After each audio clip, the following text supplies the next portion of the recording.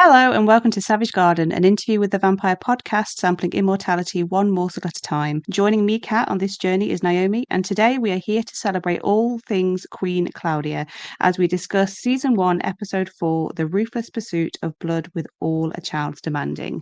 Now, I don't know about you, Naomi, but Claudia was my favourite thing about the film, so I was very excited to get to her arrival in the TV show.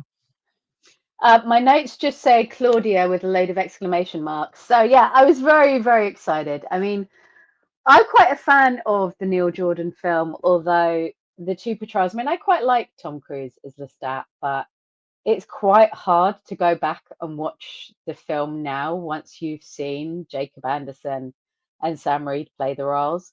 But I adored Claudia. I mean, obviously it's a very different portrayal, but I think Kirsten Dunst is absolutely the best thing about the film. She is so vicious. She is so incredible. She's got that astonishing blue dress that she wears with all the pretty little ringlets. I love it. One of the things I was always a bit sad about, and obviously it's because of the differences, that they didn't do the thing where they cut her hair off and then it magically grows back. And I wonder if they might do that in series 3. I mean, obviously, then maybe it's not that easy to do because you've got to, I guess, commission a wig to do it with. But her fury when she wants to be an adult and can't be. I mean, Claudia is the depiction of Anne Rice's real life daughter, who obviously died very young. So she's always a way of Anne Rice to exercise her demons, her grief, via her writing, via her art. So Claudia is always doomed, unfortunately. There is no way that Claudia can live in this world. But she is still absolutely vital and she is wonderful. And we are equal opportunity Claudia lovers here. We love both Bailey Bass and Delainey Hayles, who I think are both absolutely exceptional in the role. There is no favourite. I think Bailey plays kind of the teenage Claudia incredibly well. And her Claudia is vicious to the extent that sometimes, because I feel like we are more inclined to forgive the white men, particularly if they are handsome. I was like, why are you being so mean to Lestat, Claudia? You're being mean because he's been appalling to you and it's more than justified. But Delainey Hayles, I feel, plays the older Claudia, kind of the middle-aged Claudia. I don't like the term middle-aged, but she's kind of what, in her 40s, 50s by the time we get to Paris. She's not a Yeah, something around that. Yeah, so she's been around. She's been a vampire for a while, so she has, she's gone through those troublesome teenage years, and she's become a woman in herself, just not outwardly. And I think it's interesting because I think that she falls in love and she softens, and I think she becomes almost complacent, because one of the huge threads when we come to talk about series 2 is basically how appalling Claudia and Louis are at office politics and how they just don't take the silly little theatre troupe seriously. It takes them so long to realize that they are surrounded by white supremacists who mean them very, very significant harm. And I feel like series 1 Claudia would have twigged that sooner. But I feel like series 2 Claudia is just so happy at having found kin, having found somewhere that she belongs and having found a companion that she loves, that she just doesn't realize until it's too late, and that's her tragedy. Yes, but obviously in this episode, it's the first introduction to her. We saw Louis going into the fiery building to rescue her at the end of the previous episode, and now we get her turning into a vampire and kind of completing this little family. There's this conversation between Louis and Lestat about save her, help her, please. And there's, I think, right from this conversation you have these kind of differing views of her. Lestat's like, what, we have like a lapdog, but Louis like, no, a daughter. And it's just this, obviously the previous episode, was 7 years. It was a 7-year itch. There was all these issues starting to bubble up between them. And do they have a conversation and fix everything by being honest and laying the cards out? No, but they do what many people do who are in a relationship that's kind of crumbling a little bit. They have a kid because that'll fix everything. There's nothing stressful about having a child. they, they will fix all of the problems. And, that's what we have. I mean, I guess in their defense, it kind of does work for them, at least for a little while. It works for them for a bit. I mean, yeah, I mean, we'll get to it when we talk about the turning scene. But yeah, I mean, it must give Lestat whiplash that one minute Louis was like, "Fuck you, Lestat, I'm done. We don't have to be together anymore. You're always going to be alone." The next thing he's like, "Hey, how about you knock me up? How about we have a kid?" And then it's like, wait, what? You 2 seconds ago you were leaving, and now we have a child? I didn't ask for a child. Yeah, don't worry about it. We're gonna be fine. So yeah, she is indeed the band-aid to a shitty marriage, and they are both profoundly selfish in different ways by their decision to have Claudia, to keep Claudia. But on the other hand, I don't think either of them regrets the choice of bringing her into their lives. And I mean, she is like a phenomenal catalyst just in terms of the story, in terms of like revitalizing everything. I mean, she is a wonderful, wonderful character, and she is an absolute joy in this.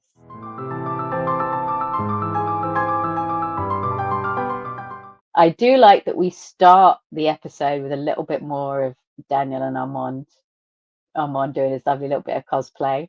And Armand, we have to be honest here, wearing a slightly slutty little outfit. What's with the extremely deep V-neck?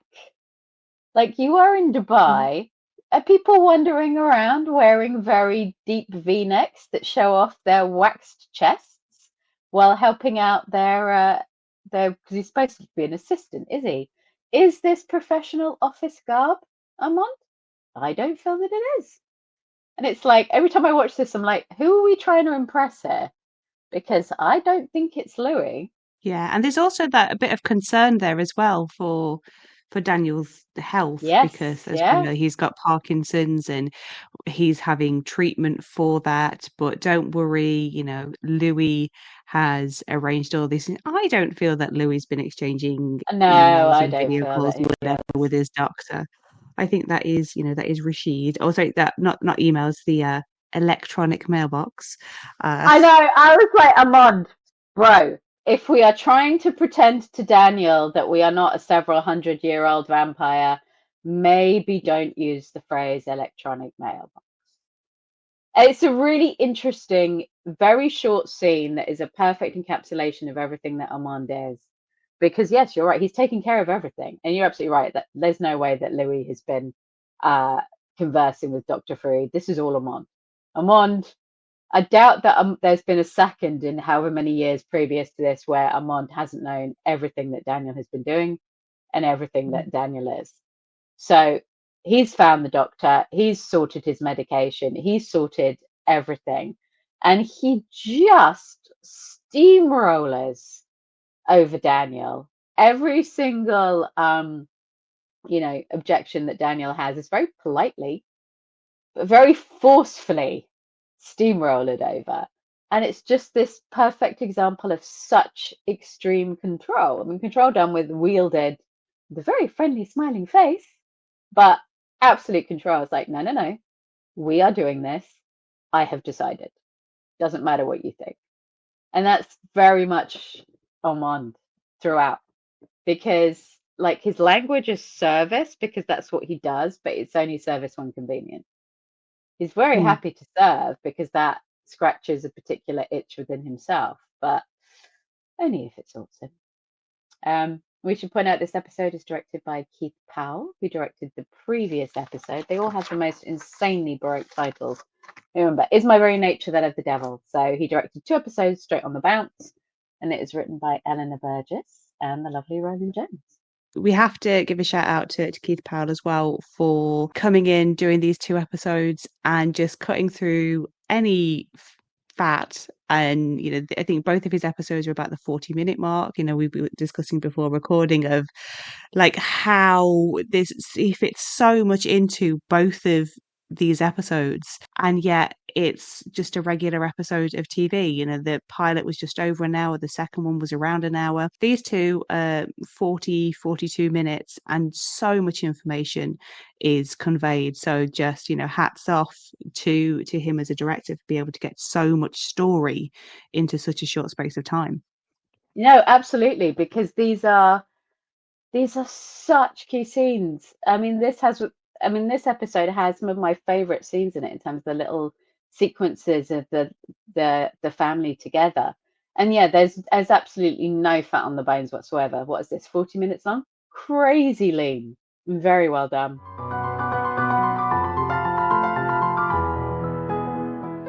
I feel like I could write reams on Louis' profoundly depressing reading room. It's beautiful, but it's so bleak. The tree? Yeah, but it's got this cherry blossom, which is obviously a signifier of both life and death in Japan. So he has this massive cherry blossom, which interestingly, that's the first thing to go once Armand is discovered. The cherry blossom goes. We have these floating bookshelves when Louis can't fly.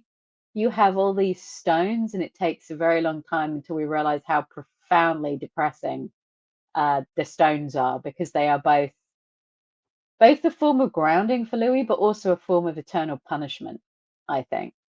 So it's just such a grim, bleak room. It's beautiful, beautifully lit, but just like this is a mausoleum, Louis. This is not like a kind, fluffy place. But I love how, because of course we don't get modern day Louis in this episode until right at the end. They just let the story play out.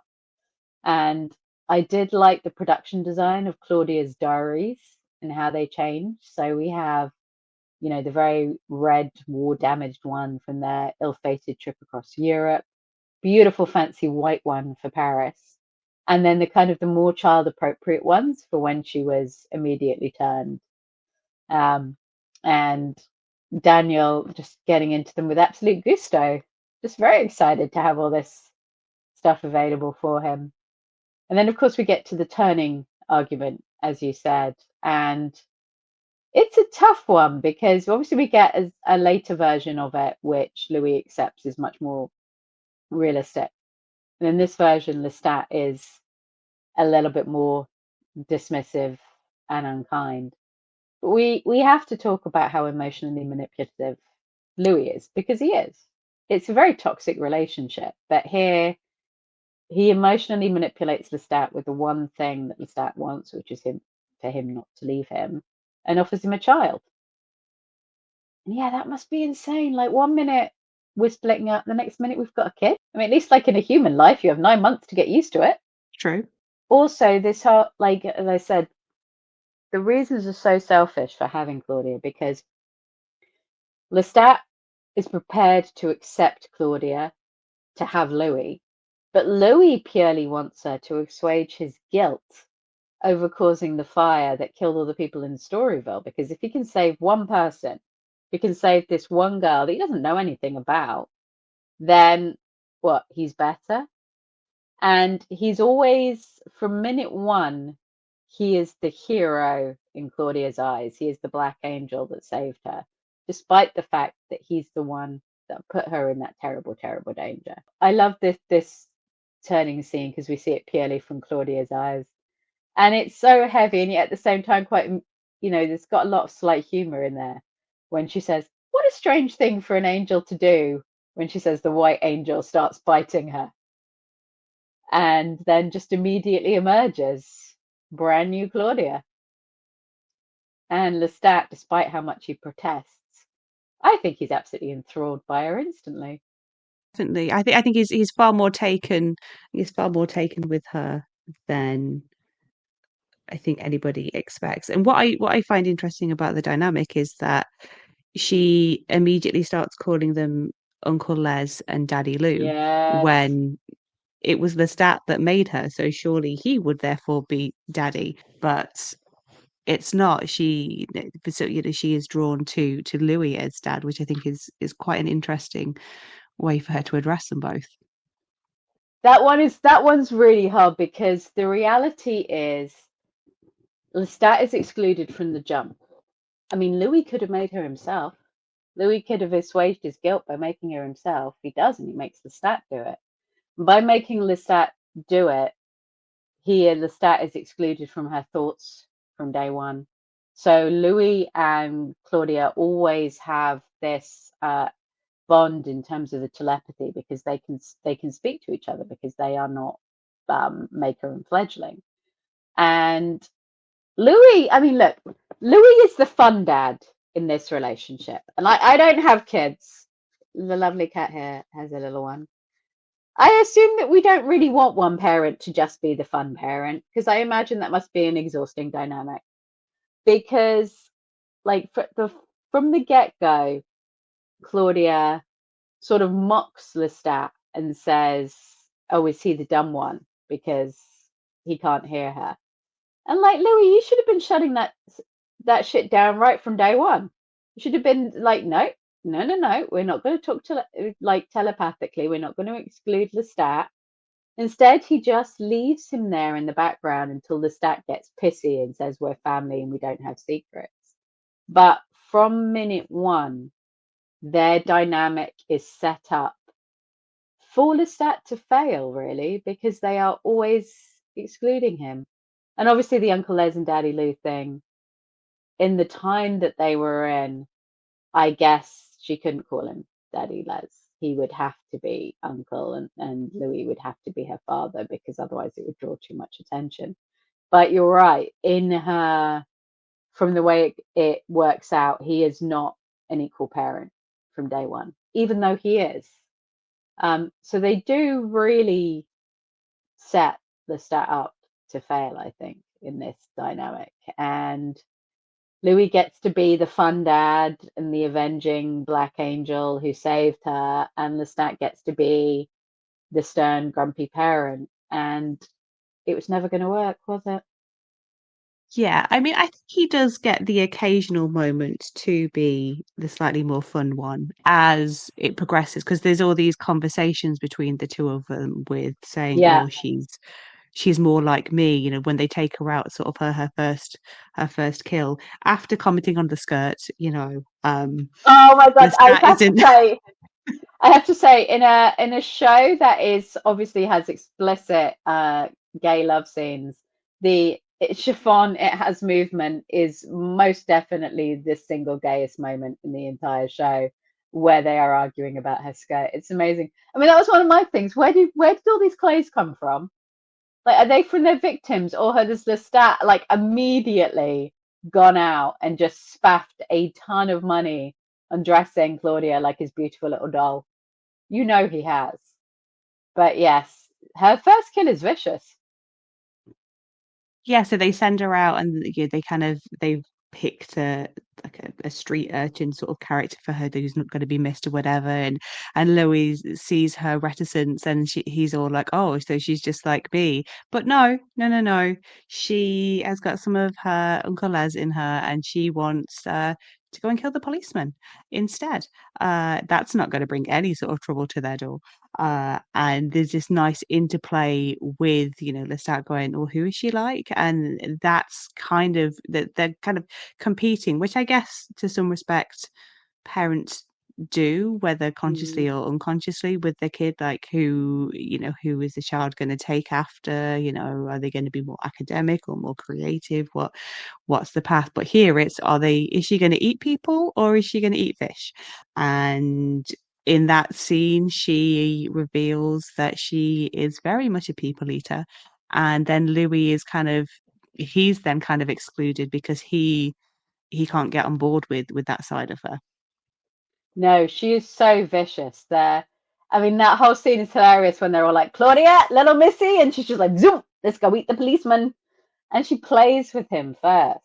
Like, she's Mm. taken from immediately, she is daddy's little girl in terms of Lestat, and that she is playing with her food. And I love all the way through these exchanges where Lestat looks so affectionately at Louis every single time he's trying and failing to parent Claudia. But he just the amount of love on his face, it's like, oh, he's trying so hard. Claudia whining about being hungry is very much me when I'm hungry. I'm gonna starve. That's very funny.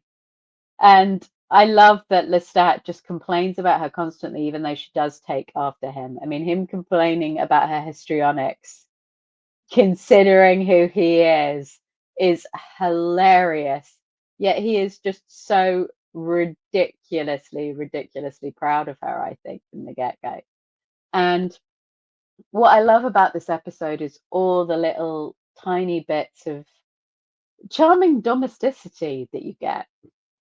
And I think it's really sweet. I mean, one of the, fandoms do love their sort of AU coffee shop type fan fiction situations where it's all charming and cozy and domestic. And I think that this is the only episode in which we do get the domesticity with Lestat and Louis and Claudia, because I think one of the arguments that Lestat has in the book, The Vampire Lestat, is that Louis doesn't show any of the softer times in interview. That Louis kind of just skates over 10 years really? Because there's about 10 years of them together before things start to go wrong. And Louis is just like, oh yeah, we got together, and then it's 7 years later, and you're like, wait, what? That was 7 years you were with this man, and you've like not covered it.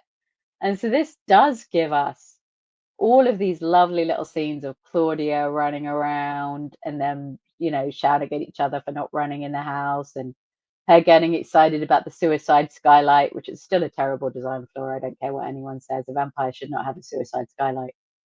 And all of that. And I think it's very sweet. I mean, there's a scene later in the episode when she's going out to meet Charlie, and it is my absolute favorite shot of Lestat and Louis. And when they are in those, they both look so soft, and Lestat is in that appalling beige cardigan that Louis bought that for him, and he's just wearing it to make him happy because he must be like, it ages him horrifically. And it's just really soft and really sweet and really fluffy, and we don't really get that throughout the rest of the series, because the rest of it is just arguing and fighting and escaping and trying to find other things. I mean, even when Louis is with Armand, you don't get that degree of softness, because, well, maybe in their initial meet when they're outside their house, when they're kind of meet cuting at the first big like slaughter. But other than that, everything is so, underlaid with, like, everything Armand is, the man is complicated, that there just isn't this degree of like soft, gentle ease with each other. And this is the only episode that has it in, which I think is one of the reasons why it's such a favorite. And it's also very funny.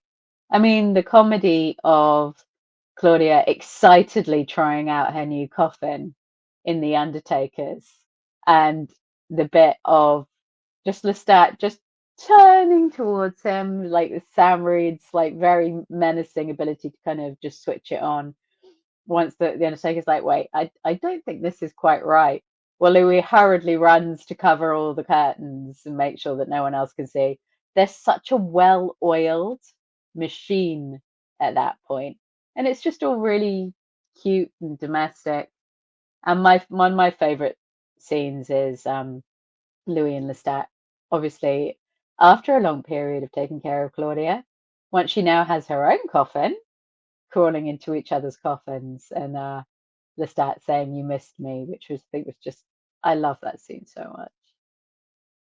Yeah, there's an early scene when they're in the car, and because obviously this episode, like, a lot of the narration is through Claudia's writing in a journal, like, dear diary, and then she says, like, Uncle Les and Daddy Lou can be real sweet to each other when, like, they don't think people are watching. You sort of see Lestat sort of touch Louis' back as, like, he's driving the car, and there are these little moments that they don't think anybody's picking up on, but she is, because to her they are her parents. All we know that her mother died in childbirth, and then her dad gave her to her auntie, and her auntie Yeah. was quite abusive towards her because nobody told her that she couldn't be.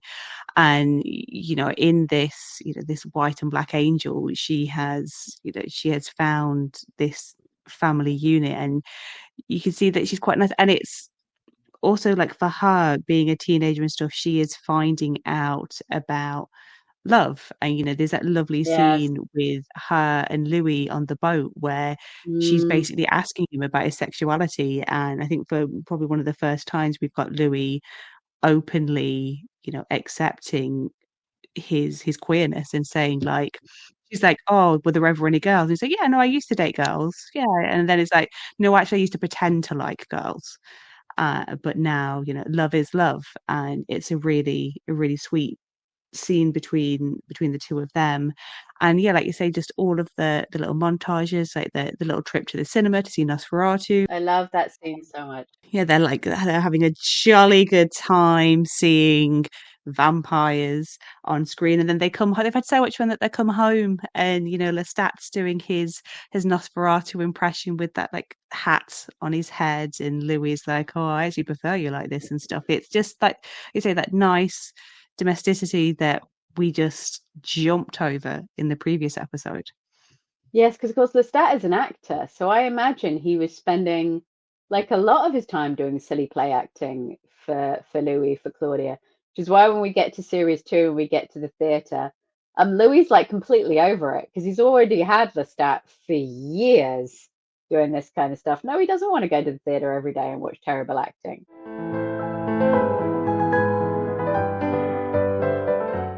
I love the birds and the bees talk with Claudia and Louis. I mean, he kind of skirts over it, but it is literally, I think, the only time we hear Louis use the word love when it comes to Lestat, because he's quite happy to admit to Claudia that he loves him in so many words. And she's kind of asking for the talk there, and he only gives her some of it before freaking her out by scoffing down on the fish. But it is such a beautiful, such a gentle scene between the two of them. And yes, the scene where Lestat, where they've gone to the cinema and where they are dancing outside, and Lestat starts dancing with Louis, and then Claudia joins in. That makes me cry because it's such a short, beautiful little scene, and they're all so happy. And it just doesn't last because Louis wants to be the fun parent and Lestat is utterly incapable of just sitting anybody down and explaining things in a sensible, coherent manner. And so it just all goes to shit. And of course, not in this episode, but as things progress, Lestat gets jealous of Claudia, which again, I suppose I know. I mean, is this a thing? Do parents get jealous of their children? I guess they do. Jealous of the way that it affects or it can affect the relationship between the two. I mean, I guess to a degree. I mean, in my experience, I was horrifically jealous of my child when I'd just given birth, but that was because, like, I was like, why is she getting presents and no one's giving me presents? I did the hard fucking work. Yes. No, here's all presents for your daughter, and you're like, excuse me, hi, this child came out of my vagina. Where's all my love? Where's all the respect and appreciation for me? I've already kept her alive for 9 months. Where's my thing? And I did. Obviously, the body gets flooded with a ton of hormones and everything, Yeah. and I did have like a few teary things of like, you like her more than me. But we've grown, we've learned, and now we have a podcast together, which her dad is very much not a part of. So we've got our own little thing. They've got their own thing. I think that's the important thing, is that both parents have something that they can do with the child. And in this instance, Louise attempted the birds and the bees talk to a degree Yes. with Claudia. And then Lestat also attempts it by basically taking her to Lover's I was Lane, about to and is say like, just Lestat. just Oh just my go and God. have a look in that car. So I was trying to work out how old she is at this point, and I actually think she probably is about 16. she's probably about 16, 17, because the Lovers Lane section is just before she meets Charlie, and she's just turned 18 when she meets Charlie. So she's probably about 16, 17 when he takes her to Lovers Lane. And the little bit of him being terrified at her own ability to drive is hilarious as well. I love that. But yeah, his attempt at teaching Claudia about sexuality and everything is just literally to take her there and to give her that little lesson about how you have to control one while killing the other, which comes into play in the finale. But yeah, that's about as well as Lestat can do, unfortunately, for this, is to take her to somewhere where there are people having sex and just let her go have a bit of a watch and enjoy it. And it's like, no, no, no, no. I mean, Lestat tries. It's difficult. I mean, like the scene of like the birthday and all the little party hats, because I don't feel like Lestat is a party hat wearer unless it's someone he truly loves. And he tried to give Claudia the life and the relationship that he never had, because the whole point is his family was horrendously abusive. Well, his father and his brothers were, and his mother. I mean, I am desperate to see Gabrielle in the show. Uh, I mean, she's brilliant. I mean, he turns her and then she's just like, bye. She immediately hacks her hair off, dresses like a man, and is like, fuck all of this. I raised you. You're fine. Thank you very much for giving me eternal life. See you in 70 years, if then. And she's wonderful. And I desperately hope that they do actually cast someone who is properly old enough to have conceived Sam Reid, because all the names the fans are throwing around are like my age, and I'm like, guys, I'm a decade older than Sam Reid. Can we not like be suggesting that his mother is a 10-year-old? So we do want somebody kind of properly in their 60s who could, with like, because she is an Italian sort of lower level Italian royalty. So we do need somebody properly decent in their 60s, a certain level of haughty grandeur. And with Sam Reid being so good, you really do. I'm going to need somebody as well that can properly play his mother, probably keep up with him. But I mean, their casting department is fantastic. And the upfronts are in April. So I am hoping that we're going to hear about who they've cast as Gabrielle soon. I don't know if they're going to leave Akasha as a surprise. I mean, I'm guessing if they're going to do all of the Vampire Lestat and have Lestat be kidnapped at the end and go into Queen of the Damned, they can keep Akasha's casting secret, depending on how big they go with it. I wish that Lestat was more capable of being able to kind of just very calmly, very delicately sit down and talk to Claudia, but that's just not who he is. So yes, obviously he just he just takes her out there and lets her go wild. And then in between we have Armand committing to the bit in Dubai by praying. I mean, is he even Muslim? What is this? What is this? Just more role playing to throw Daniel off? I mean, the man commits. The man commits. This is what I respect. He's decided he's going to do what he's going to do, and he commits to it. But he just, yeah, he's just a very confusing man. Yeah, because he commits, but then he doesn't commit because then he says the line, and Daniel's immediately like, "That's not Arabic," because apparently Daniel knows Arabic. Uh, and Daniel is a then he's very, like, very well read man. and he's like, I assumed you were a native," and then he's all like, "Well, Dubai is just a child, is a child. Nobody's a native," and it's like, but Dubai still has been around for quite a few years. There's a part of me that thinks that all the way through he is trying to provoke Daniel into remembering. And then, of course, this depends on how much you buy into the theory that Armand and Daniel had a lengthy relationship prior to all of this that Armand has, being Armand, conveniently erased. And that kind of gets into whether all the situations in which Daniel is remembering his wife, Alice, whether some of them, because certainly not all of them, because obviously he married Alice, he's got 2 children. I think they're both Alice's, but he's been married 2 or 3 times, he's got wives, but I think there is the suggestion throughout that some of the times he's remembering Alice, it's not Alice, it's actually Armand. And Armand, you are horrific. You are a horrific creature. The ability to just like, I mean, I don't think people really talk enough about the fact that Armand is just out there merely erasing people's memories. It's just like the level of violation is horrific. But he's a sociopath, and he does what he deems is necessary to keep people safe. And if that requires conveniently erasing your memories and to make sure that you are happy, then so be it. I mean, everything Armand does makes perfect sense to Armand, which is what I love. I love Daniel's little like note sheet that he's got on his laptop where he's like writing like do the pilots know that they're working for vampires, like NDA, how does that work, like loads of question marks. Then he's got this like separate little thing for Rashid, where he had also picked up on the electronic mailbox thing. Electronic mailbox, yeah. It's Jessica Fletcher's got nothing on him.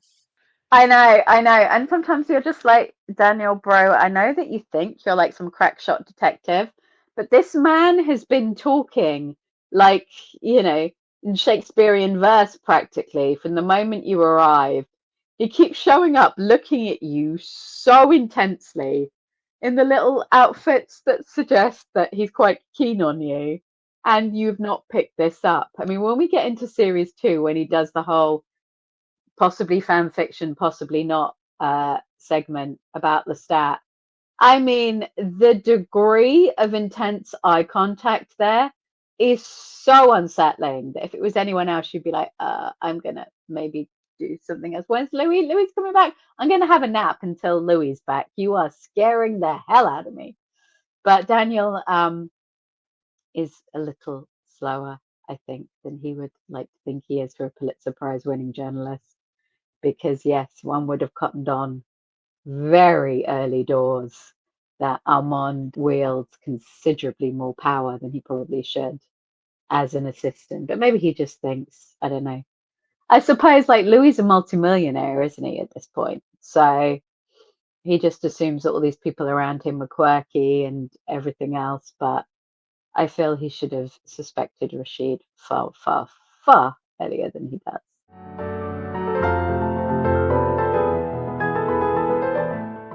We haven't talked about Grace. I love Grace because Grace is just like they wander in to the funeral purely to be horrific, purely to be absolutely vicious, word we kind of probably should not say, about the fact that obviously Louis' hateful homophobic mother has died. And they all waltz in as a family to make a point and to kind of just be like unkind, well, not unkind, but just to kind of just waltz around, I think, and be mean. And Grace is like, what the fuck? What do you mean you've got a child? Where has this kid come from? And then it's all very, I mean, Grace is a practical girl, she's got to make her way in life. And all she wants, first thing mum's dead, she's like, right, I'll have the house, please. Can I have the house? It's like you and your white daddy are doing fine down on the quarter. It's like, ooh, Grace. Don't think Louis likes Lestat being referred to as his white daddy. I imagine that would upset him a very great deal because I feel that for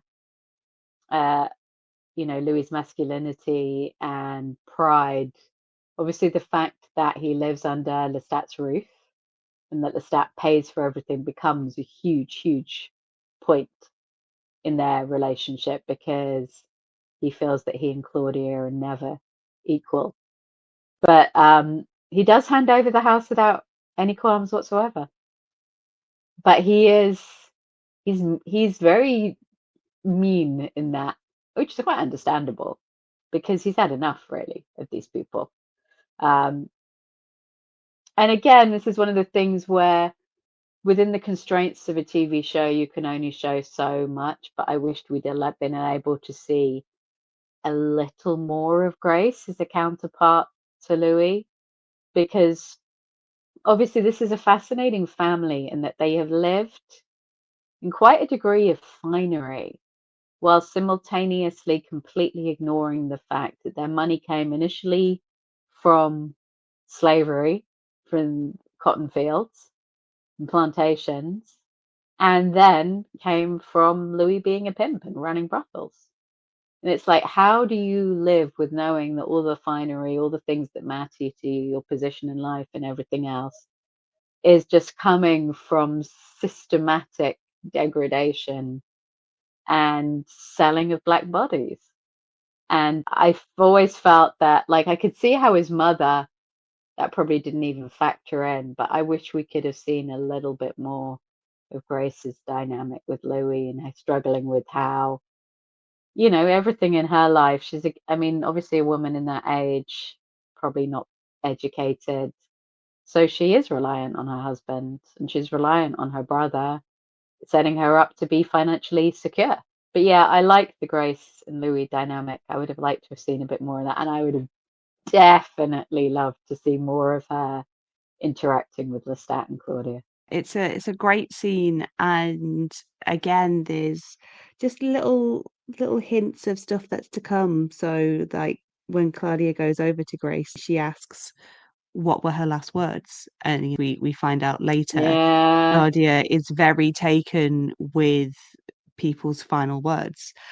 So even just in this little moment, it is setting up something that we're going to see. I think we see it in like the next episode, but it's still, when you do it, I think a lot of people with the TV shows, they'll watch once and go, that was cool, yeah, great, and then they'll watch the next series and then they'll forget. But not many people go back and rewatch a show, and this is Yeah. one of those shows that you can rewatch and then go, oh my god, all of this was right in front of me from the word go. Why didn't I pick up on this? And just something like that, just her saying, like, what were her last words? Like, well, why, strange child, why would you want to know what her last words were? And even, to Louis and Lestat, what does it matter to you what her last words were?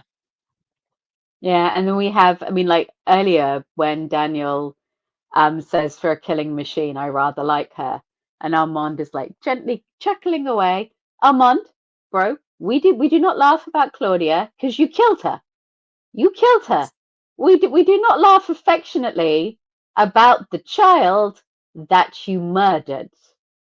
But it's all the way through it. I mean, he hands over Claudia's diaries, which were the one things that ultimately well, I mean, they do condemn her, but I mean, everything. It's all of series 2 is about Louis and Claudia not playing the game and not realizing that it was only Lestat that they could not play the game with because he didn't care, because everyone else is stuck in these archaic conventions and are offended from the get-go at the level of freedom that Louis and Claudia have, and their refusal to kind of bow down to all this nonsense that they've lived their lives throughout, all these rules, and it ends up killing Claudia and horrifically harming Louis.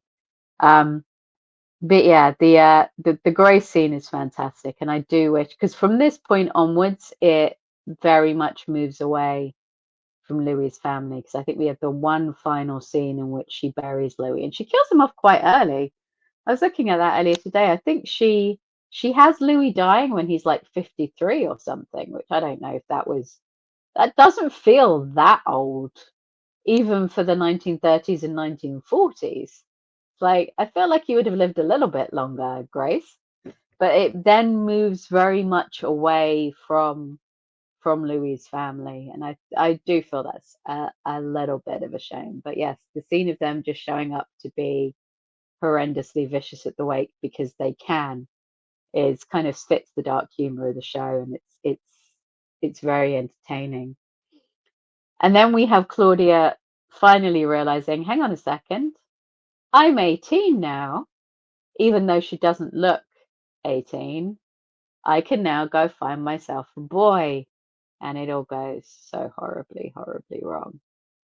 And with Bailey Bass, I think they did find somebody. It was very well cast in that she does pass as sort of 13, 14, I think. Delainey Hayles, I love, love, love her. I think she's phenomenal. she never passes as a teenager. I think that's fair to say. I think in the first episode of series 2, which has some of my favorite scenes of all time, all the stuff where they're talking about Claudia being a child just simply doesn't work. It just doesn't, because she doesn't look that young. And to be honest, it's really hard to make an actress in her mid-20s look that young. You're on a wing and a prayer trying to make that work. But Bailey, I think, what Bailey has in line with the kind of the Kirsten Dunst casting is the massive, massive eyes and the ability to kind of look like really young. So the scene when she does dress up in the beautiful flapper outfit, when Lestat's like, I didn't buy you that, and she's obviously nicked it off some victims. She does look like a kid in her mum, playing up in her mum's dress box, which is what the vicious girls on the other side of the road say to her. And it's such a rough scene because Claudia just wants to be a grown up, and she hasn't quite cottoned up yet. Like when she says, "When am I going to grow into this?" When Lestat gives her the jewels on her birthday, and the answer is, of course, never, never. You're stuck like this. This is what you will be forever. And all of the stuff with Charlie is so heartbreaking. It's like in the film with Claudia, we have, as we mentioned, the hair cutting, The hair cutting's great. and she likes her dolls, and so she starts Mm, collecting her victims and keeping them as dolls, and she's she's fixated on older women, yeah, and and she wants that form. And what I think is, because that is such an iconic performance and story, what I think that the show does really well is that they approach all of that anxiety from from a different side. And in this yeah, we have her wanting a boyfriend. As teenage girls, especially, I think that's something that the media really push onto you, is that you've got to have you've got to get the yes, boyfriend, and when you've yeah, got the boyfriend, then you'll be adored, and life will be yeah, perfect. And suddenly she's had this thing of, yeah, well, I need a boyfriend, and then she meets him, and although she's a vampire, she's doing everything that teenage girls do. She's there's that line where she's like, I can't eat because she's lovesick, and she's just got yeah. this really big crush on him, and she does this whole thing where she waits on the balcony, and it's like, if he looks up it means he loves me, the whole like flower, he loves me not thing. And it's so heartbreaking to see, because we know that because of her outward portrayal, there's not many suitors who are going to do it. I mean, she manages to kind of win Charlie over by saying, oh, the people in my family look young for their age. And then she's able to recount something that he remembers from when he was younger. So he's like, oh, no, no, she must be about my age. But that's not going to happen going forwards. And then we have this horrible moment where the boy she likes her back, and she's going to become a woman, but then she gets carried away, like her youthful bloodlust takes over, and she kills Charlie. And then she goes to Lestat and is like, please, please, daddy. And she's drained him, so he can't bring him back. It's so heartbreaking because she must be about sort of 18, 19 at this point, and she is stuck at the age where her hormones are just constantly, constantly, constantly insane, as they are when you're kind of 13, 14. So she has no impulse control, and she's never going to have any impulse control. And so when she sees him, because like he's like, you're very forward. Because I think the stuff with Charlie, because I think initially he is wooing her, but he's not, because he seems really unsure in the ice cream shop. So I don't know if he's just kind of seeing her as a cute friend he can hang out with. And then she's very adamant that no, I am a woman. You are now my boyfriend. And yes, she takes him out and she just drains the life out of him. And I think in that scene, Lestat is trying to teach her, look, if you don't have any impulse control, if you get too attracted to humans, you are just opening your heart up to being absolutely stomped on this way. You are opening yourself up to being destroyed. And obviously, that's all informed by his past relationship with Nikki and how he kind of had to turn him after Armand got hold of him, and things obviously went very, very badly. But again, because Louis lets Lestat be the disciplinarian, and because Lestat can't actually give anything of himself to Claudia or sit down and explain to her why, she needs to have restraint. She needs to be careful who she gives her heart to. She needs to watch for the fact that, if she allows herself her heart to be stomped over by this, life is eternal for her. She can't be this destroyed every single time. But because, of course, he can't explain any of that to her, what he does is the truly, truly horrific thing of grabbing her and forcing her to watch Charlie burn. And of course, that then ultimately becomes, because when it gets to it, Louis cannot do the same for Lestat. Louis absolutely cannot let Lestat burn and watch him burn, even though Claudia wants him to. So it's Lestat is acting out of a place of love, but it's just so, so misplaced.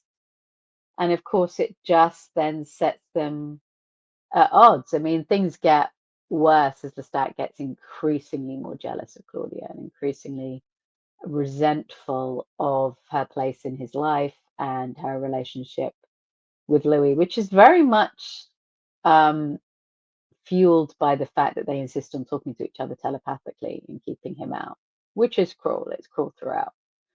But you do feel these are the moments when you're like, if you could have just done this differently, if you could have just sat down and explained to her that, no, I can't do anything. You've trained him. I can't bring him back. I'm really sorry. It would have been so different. It's such a rough scene because all he had to do was sit her down and talk to her, but he's just not capable of doing that at this point in his life.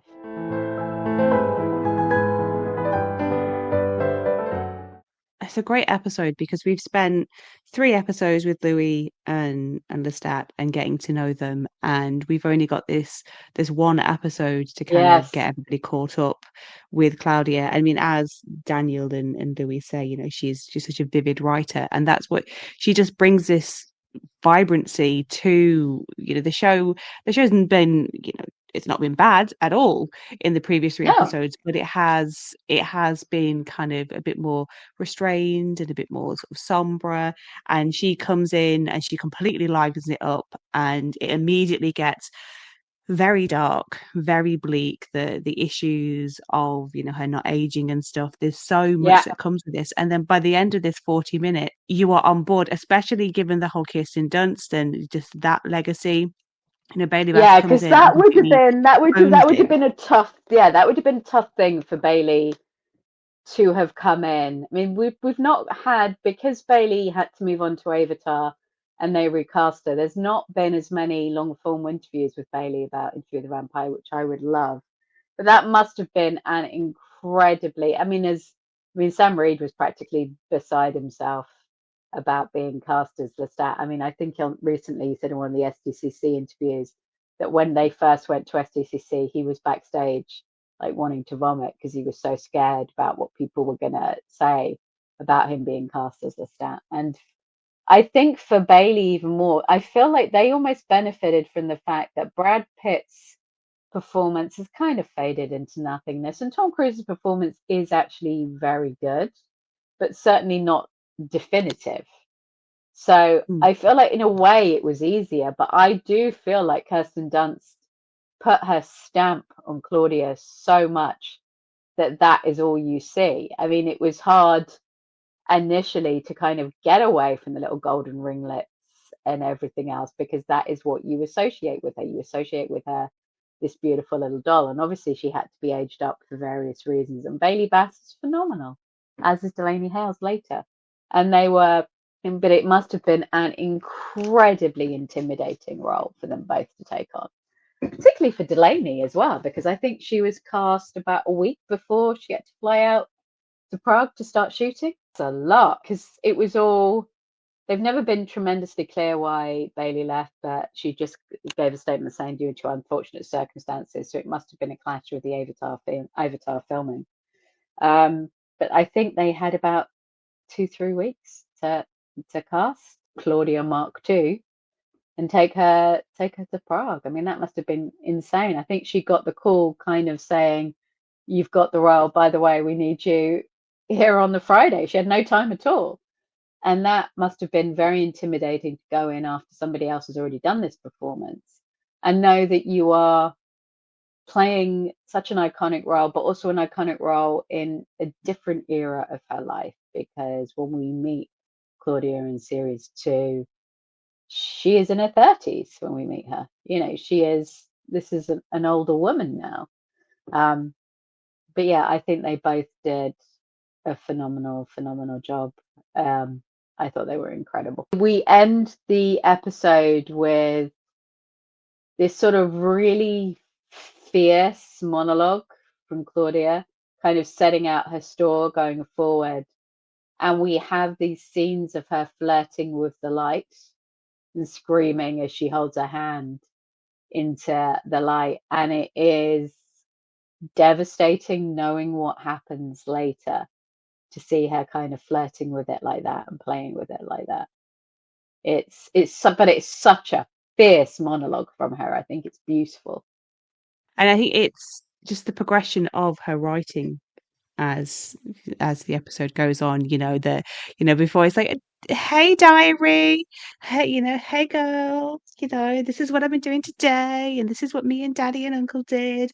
And then, as she enters, the dark period of her teenage years, it is like, I'm gonna be, and just like the language that she uses, to describe Mm, herself is horrific. She's like, I'm gonna be trapped in this like flat chested, hairless crotch. And it's like, okay, yes, we're getting very, very vividly detailed, but it just makes it more powerful, her feelings that she hates this body that she has been trapped in. And for whatever, the stat is the one that gets the brunt of that resentment, because he is ultimately the one that gave her this by turning her.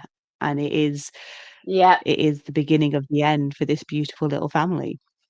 yes, because he is her maker. There's definitely obviously an element of the fact that he is white, so he has this degree of privilege. I mean, Lestat is in 1920s New Orleans, unquestionably has a degree of privilege that Louis and Claudia don't have. He still isn't as respected in society, and we see that throughout, because I imagine he is written off as the queer, even though they don't probably call him that. But he is definitely has a lower ranking than he would be if they didn't know that obviously he is living with a man, and a black man at that. So he doesn't have the same degree of societal respect as his other white peers, but obviously by the mere fact that he has white skin, he floats through the society in a way that Claudia and Louis do not. And obviously and understandably, both of them are resentful of that. And then Claudia becomes obsessed in later episodes with the idea that he has profound amounts of knowledge that he's not sharing. And he does withhold. I mean, there is no question that a quick little, hey, babes, by the way, maybe don't go to Paris. There's an absolute psychopath there who runs a coven who will kill you just for being my fledgling. So if you're feeling like a bit of European traveling at some point, maybe don't go there. But oh no, because he wants to keep them safe. He wants to keep them with him. And so he doesn't. He keeps everything very, very close to him. I mean, he mentions like, why she's talking to the book. He keeps talking to the Mm, book, but he doesn't at any point say you mustn't talk to the book, because if anybody else finds out that you're talking to this book. yes. Yeah, he doesn't at any point go, also, there are these laws. And one of the important laws is not to write down your vampiric life. Now, and I think the thing is because the laws to Lestat, he doesn't give a shit about them. doesn't care. So he doesn't, because he's not like that and he doesn't have a coven. And all Armand has is these rules. Armand lives his life by rules and hierarchy and power dynamics because that is what he was taught and that is how he survives. As long as he is within those constraints, he knows how to be. Lestat is not like that. Lestat's got so much going on, but his whole thing is flaunting all of that. He doesn't care about the rules, doesn't care about being in a coven. He just wants a family that loves him. That's what he cares about. So, of course, no, he doesn't feel the need to convey any of the great laws. And he immediately breaks one by making Claudia. I mean, that should have been his death sentence because he breaks the one rule. But Louis asked him to with big wet eyes. So, of course, that went out of their window in 2 seconds flat. But yeah, he should have told Claudia that you're not meant to document these things, but it gives him peace. So he just leaves her to it. So yeah, he does. Lestat repeatedly leaves Claudia and Louis at a very vulnerable place because he doesn't explain the wider world and the wider dynamics of the covens to them. And he doesn't do it because he hopes that they will never ever seek them out. But in doing so, he keeps them both in, a really pretty cage. And it's clear even by the end of this episode that there's no way Claudia is staying in that cage for long. Yeah, I mean, we have seen when Daniel's presented with the diaries, Rashid tells him to start left to right, and Daniel immediately starts right and opens it up. Opens it up, and it's like Paris, 1940, whatever. And it's like, we're in Paris. We found more. So there has, I mean, it's something that you miss the first time because you can't read the joined up writing or whatever. But then when you're looking at it in the second time, something like this, it's like, okay, so Daniel's done that thing where he's got a new book and he's immediately turned to the back page and got, so that's who did it. And he's kind of, then he works his way back, but there is that little hint to the audience that they are going to leave and they are going to meet Yeah. other. You don't necessarily know at that point that Lestat's not going to be with them, but you do know that they are going to go out and encounter others. And the production design, because when you pause the screen, there's a lot of her writing that can be read. They have filled diaries. I mean, and like it gets increasingly horrific when we start looking at the last words and the people that she's encountered. And she starts talking about the last words of little girls, and you're like, Jesus, Claudia. But it is yeah, there is, they did not, every single thing has been given so much thought. It's not, because the diaries are on screen for seconds and they don't expect fans to pause and read every word of them, but they do. And yes, it's very, very well done. And we leave our family in sadly a dark place. Claudia is obviously, her heart's been shattered by the death of Charlie. Lestat has harmed her even more by forcing her to watch him burn, which is a grotesque scene. Absolutely grotesque. I mean, Lestat, for Christ's sake, I get the stern parenting, but there had to have been a better way to convey that message.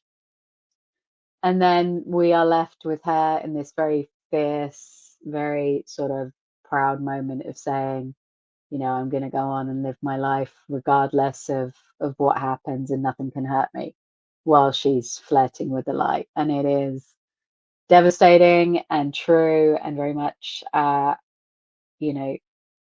statement of what an incredible character Claudia is. And just because we've done it with the other episodes, this is ranked 11th. And yeah, IMDb is broken. I don't Yes. understand. Again, like the way they rank these episodes is so bizarre.